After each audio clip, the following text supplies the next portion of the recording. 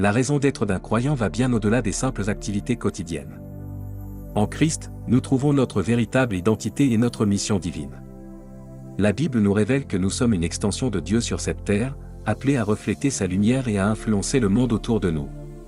Le prophète Élisée Ramos nous éclaire sur notre mission en Christ, nous rappelant que notre existence est destinée à accomplir un objectif divin et à apporter la vie et la liberté à toute la création.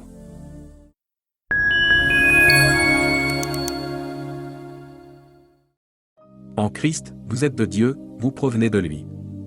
Cela signifie que Dieu est votre source et vous êtes comme une extension de lui sur la terre.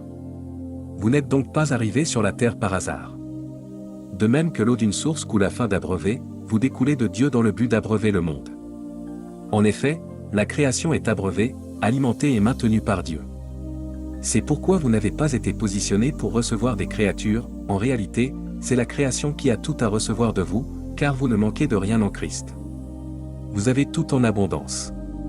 Éphésiens chapitre 1 verset 3 dit, « Béni soit Dieu, le Père de notre Seigneur Jésus-Christ, qui nous a bénis de toutes sortes de bénédictions spirituelles dans les lieux célestes en Christ. » Comprenons ces faits, ne vivez pas une vie dépourvue de sens en vous éloignant de votre mission, en vous écartant de l'objectif et de la raison de votre existence ici-bas. Vous êtes nés pour donner de la saveur à la terre et pour éclairer le monde, pour conduire les peuples dans la justice, en faisant participer toute la création à la liberté des fils de Dieu. Le Seigneur vous dit dans Matthieu chapitre 5 versets 13 à 15, « Vous êtes le sel de la terre. Mais si le sel perd sa saveur, avec quoi la lui rendra-t-on ? Il ne sert plus qu'à être jeté dehors et foulé aux pieds par les hommes. Vous êtes la lumière du monde. Une ville située sur une montagne ne peut être cachée, et on n'allume pas une lampe pour la mettre sous le boisseau, mais on la met sur le chandelier, et elle éclaire tous ceux qui sont dans la maison.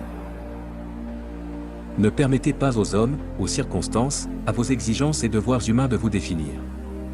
Vous êtes bien plus que tout ce qui pourrait être pensé ou dit de vous par une créature.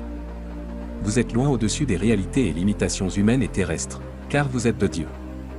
En effet, 1 Jean chapitre 4 verset 4 dit, « Vous, petits enfants, vous êtes de Dieu, et vous les avez vaincus, parce que celui qui est en vous est plus grand que celui qui est dans le monde.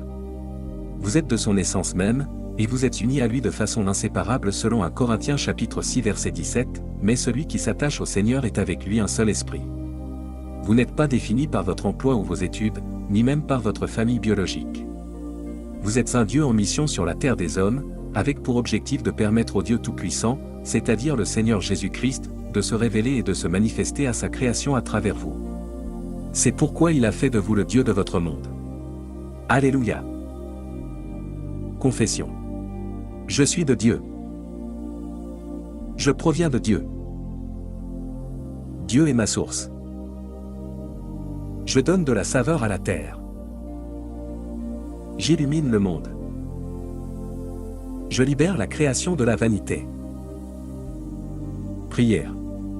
Père de grâce, merci de m'avoir engendré et d'avoir fait de moi une merveille et un mystère incompréhensible pour tes créatures. Merci de m'avoir donné part à ton essence et d'être un avec moi.